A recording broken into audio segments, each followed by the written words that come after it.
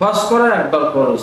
আলহামদুলিল্লাহ আলহামদুলিল্লাহি ওয়া কাফা ওয়া সালামুন আলা ইবাদিহিল্লাযিনা ইসতাফা। আউযু বিল্লাহি মিনাশ শাইতানির রাজীম।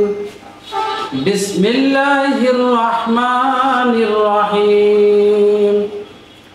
ওয়া আতিমুল হাজ্জা ওয়াল উমরাতা লিল্লাহ। ওয়া ক্বালা রাসূলুল্লাহি সাল্লাল্লাহু আলাইহি ওয়াসাল্লাম মান যারা কবরি ওয়াজাবাত লাহু শাফাআতি।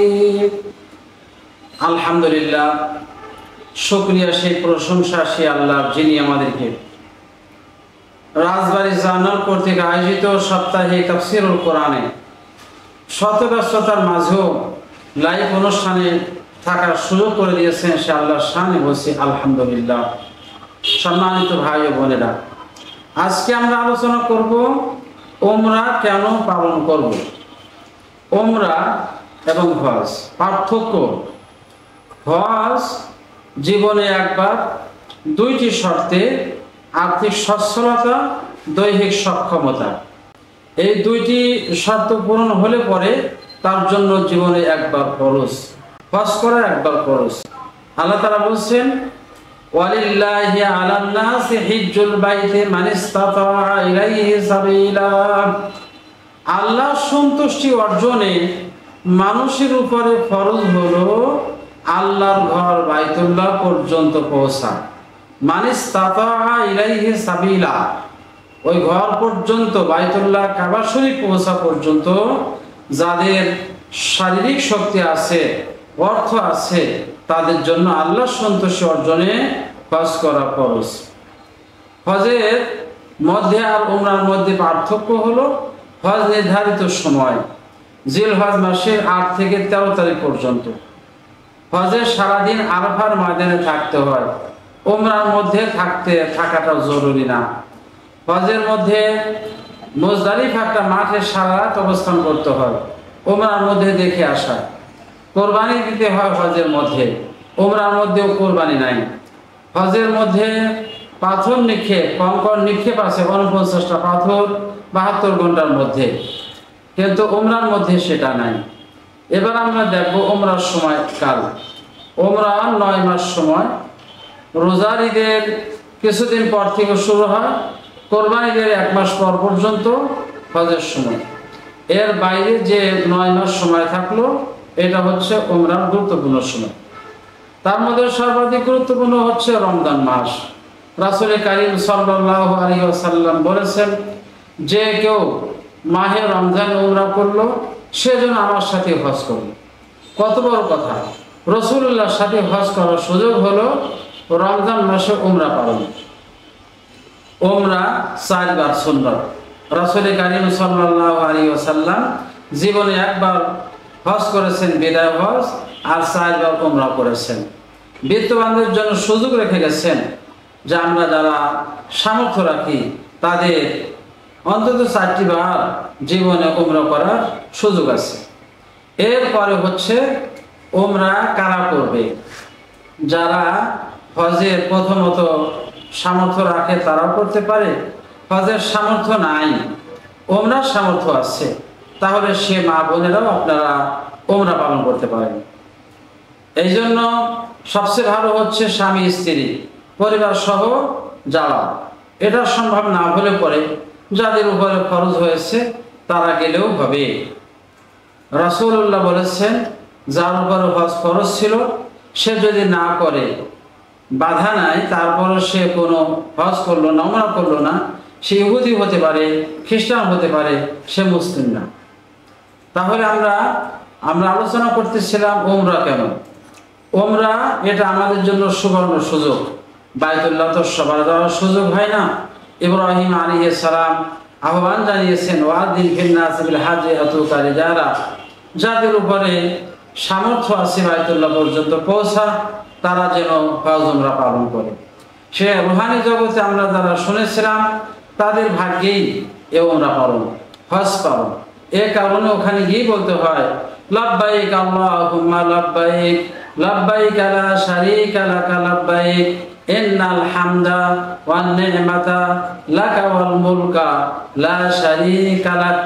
হে আল্লাহ, আমি আপনার দরবারে হাজির, সকল প্রশংসা আপনার, নিয়ামত আপনার, রাজত্ব আপনার, আর আপনার কোনো শরীক নাই। লা শারীকা লাকা, আপনার কোনো অংশীদারিত্ব নাই, দুর্বলতা নাই। এ হচ্ছে তালবিয়া, হজ উমরার মূল মন্ত্র। আমরা যারা বাংলাদেশ থেকে উমরা করতে চাই, এয়ারপোর্টে গেলেই আমাদের জন্য এটা পড়া শুরু হয়ে যায়, একসাথে নিম্ন স্বরে উচ্চ স্বরে এটা আমাদেরকে পড়তে হবে। উমরার ফরজ হলো দুইটি, এক নাম্বার হচ্ছে এহরাম বাঁধা, 2 নাম্বার বাইতুল্লাহ তওয়াফ করা। এই দুইটি কাজ না করলে পর উমরা পালন হবে না। আর উমরার ওয়াজিব হচ্ছে দুইটি, এক নাম্বার সাফা মারওয়া পাহাড় সাই করা, 2 নাম্বার মাথা মুন্ডানো। এই দুইটি কাজ ওয়াজিব, অর্থাৎ 4টি কাজ বাধ্যতামূলক। উমরার জন্য 2টি কাজ ফরজ আর 2টি কাজ ওয়াজিব, এটা আমাদের অবশ্যই খেয়াল রাখতে হবে। এরপরে হচ্ছে আমাদের প্রস্তুতি নিতে হবে। এখান থেকে উমরা যাওয়ার আগেই, হজে যাওয়ার আগেই আমাদেরকে যথারীতি মানসিকভাবে তৈরি হতে হবে, আর্থিকভাবে তৈরি হতে হবে। আমাদের যারা আত্মীয় স্বজন তাদের কাছে সাক্ষাৎ করতে হবে, বিদায় নিতে হবে। দিনা থাকলে পরে পরিশোধ করা, কারো কষ্ট দিয়ে থাকলে তাহলে তাদের সাথে যোগাযোগ করে উমরা বা হজে রওনা দেওয়া। তারপরে আল্লাহর কাছে মাপ চাইতে থাকা। এখান থেকে যাওয়ার আগেই সকলের কাছে, বিশেষ করে মালিকের দরবারে ক্ষমা প্রার্থনা। রব্বানা যালামনা আনফুসানা ওয়া ইল্লাম তাগফির লানা ওয়া তারহামনা লানাকুনান্না মিনাল খাসিরিন। সূরা আরাফ 23 নম্বর আয়াত। হে আমাদের প্রভু, আমরা অনেক অন্যায় করেছি, যদি আপনি ক্ষমা না করেন, দয়া না করেন, অবশ্যই আমরা ক্ষতিগ্রস্ত হয়ে যাব। সূরা আল আরাফ 23 নম্বর আয়াত, 8 পারা 10 নম্বর পৃষ্ঠা, প্রথম 52 নম্বর পৃষ্ঠা, প্রথম লাইন। এটা আমরা জানি। তারপরে আমরা ঢাকা থেকে জেদ্দা নামার পরে গাড়ি থাকবে, সেখান থেকে আমাদেরকে বাস যোগে বাইতুল্লাহ যেতে হবে। বাসার সকল সামানা, যার সামানা হাতে নিয়ে আমরা রুমে যাব। সেখানে একটা কার্ড দেওয়া হবে, সেই কার্ডটা অবশ্যই আমাদের সাথে রাখতে হবে। তারপরে ফ্রেশ হয়ে বিশ্রাম নিয়ে খাওয়া দাওয়া করে আমরা যথারীতি বাইতুল্লাহ প্রবেশ করব। আমাদের উমরার মূল পর্ব শুরু হলো। মুআল্লিম সাহেব যিনি থাকবেন, অত্যন্ত দায়িত্বশীলতার সাথে সবাইকে সাথে নিয়ে আস্তে আস্তে বাইতুল্লাহ প্রবেশের চেষ্টা করবেন। বাইতুল্লাহ যখন চোখে পড়বে তখন প্রথমে বলতে হবে আল্লাহু আকবার, আল্লাহু আকবার, আল্লাহু আকবার 3 বার। এরপরে বাইতুল্লাহ ওই কোণে যেখানে সবুজ বাতি দিয়ে আছে, ওখানে গিয়ে সবাইকে বোঝাই দিতে হবে ওই বাইতুল্লাহ হজরে আসরের মাঝে আর আপনার হজরে আসদ আর সবুজ বাতির মাঝে দাঁড়িয়ে ডান হাত বা 2 হাত উঁচু করে 3 বার বিসমিল্লাহ আল্লাহু আকবার, বিসমিল্লাহ আল্লাহু আকবার, বিসমিল্লাহ আল্লাহু আকবার বলে যথারীতি হাঁটা শুরু হবে। তারপরে দোয়া করতে হবে রব্বানা আতিনা ফিদ দুনিয়া হাসানাহ ওয়া ফিল আখিরাতি হাসানাহ ওয়া কিনা আযাবান নার।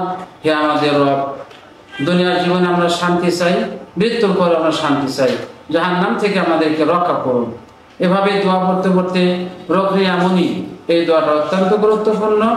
তারপরে সুবহানাল্লাহ আলহামদুলিল্লাহ ওয়া লা ইলাহা ইল্লাল্লাহ আল্লাহু আকবার, এই দোয়াটা সুবহানাল্লাহ ওয়া বিহামদিহি সুবহানাল্লাহিল আযীম।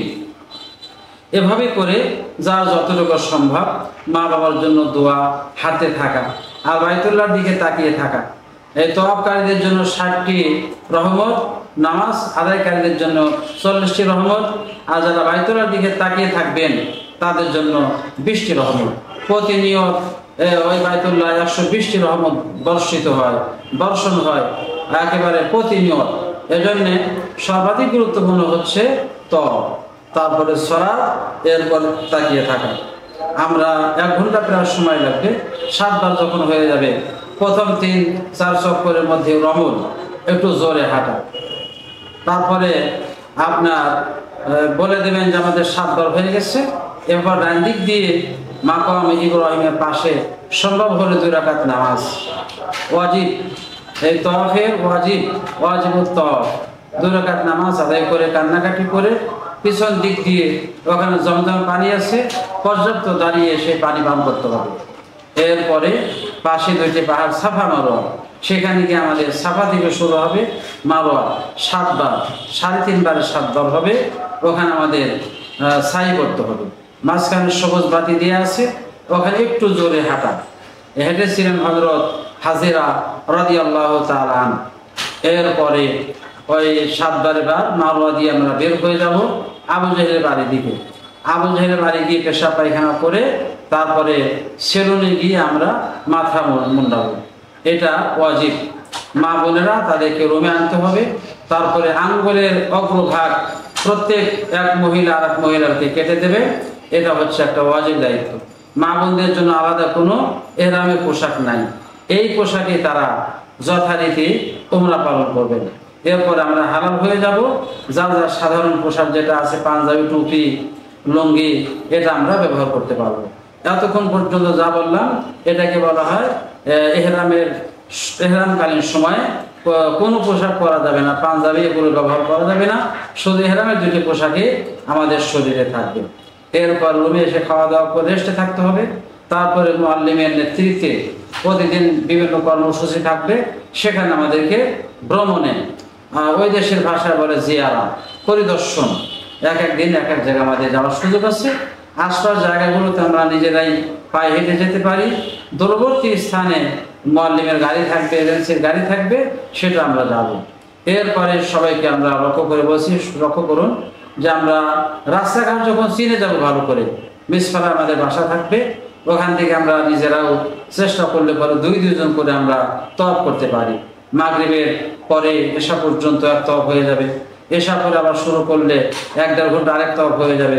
প্রত্যেক নামাজের পরে বা যখন আমাদের সুবিধা থাকে আমরা স্বেচ্ছাধীন একেবারে নিজেরা এভাবে তওয়াফ করতে পারবো, নামে আল্লাহর উদ্দেশ্যে। এটা আমাদের অত্যন্ত তাৎপর্যপূর্ণ। এরপরে আমরা মদিনায় যাব।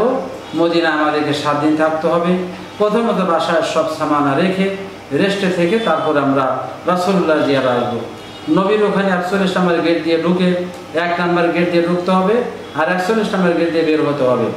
ওখানে আমাদের সেই সুযোগ আছে যে আমরা রাসূলের ওখানে 4টি সালাম দেব। আসসালাতু আসসালামু আলাইকা ইয়া রাসূলুল্লাহ, আসসালাতু আসসালামু আলাইকা ইয়া নবিয়াল্লাহ, আসসালাতু আসসালামু আলাইকা ইয়া হাবিবাল্লাহ, আসসালাতু আসসালামু আলাইকা ইয়া শাফিউল মুজনিবিন, আসসালাতু আসসালামু আলাইকা ইয়া রাহমাতাল লিল আলামিন। এই সালাম দেওয়া পর্যন্ত আমাদের সময় থাকবে। এরপরে আমরা 2 রাকাত নামাজ পড়ব সেখানেও মসজিদে নববীতে। এবং একদিন আমরা সবাই রওজা শরীফ পাশে একটা জায়গা আছে, নাম হলো রিয়াজুল জান্নাহ। সেই রিয়াজুল জান্নাহ আমরা প্রবেশ করার চেষ্টা করব। 2 রাকাত নামাজ ছোট সূরা দিয়ে, প্রথম রাকাতে কাফিরুন, দ্বিতীয় রাকাতে ইখলাস দিয়ে আমরা 2 রাকাত নামাজ আদায় করতে পারি। এরপরে আমাদের স্বাভাবিক হব। আমরা বিভিন্ন দিন বিভিন্ন জায়গায় উহুদ, তারপরে আপনার মসজিদে কিবলাতাইন, মসজিদে জুমা, এভাবে জান্নাতুল বাকি বিভিন্ন জায়গায় আমরা পরিদর্শনে যাব। তাহলে আমরা শুনতেছিলাম উমরা কেন পালন করব? উমরা এই জন্য পালন করব যে সবার পক্ষে হজ করা সম্ভব না। এই 5-6 লক্ষ টাকা খরচ করা অনেকের পক্ষে সম্ভব না, কিন্তু উমরা 3 লক্ষ টাকার মধ্যে হয়ে যায়। এজন্য আমরা এটা পালন করা সহজ, আমরা করতে পারি। এবং পাশাপাশি আমরা আমাদের পরিবারকে নিয়ে যা বছরে একাধিকবার যদি কারো সামর্থ্য থাকে তাহলে সেটাও হতে পারে।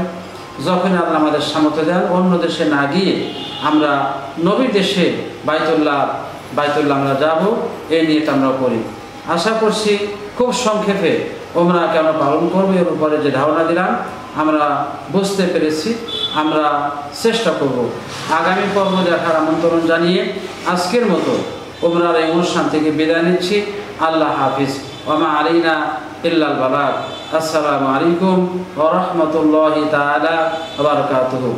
সুবহানাকাল্লাহুম্মা ওয়া বিহামদিকা আশহাদু আল লা ইলাহা ইল্লা আনতা আস্তাগফিরুকা ওয়া আতুবু ইলাইক।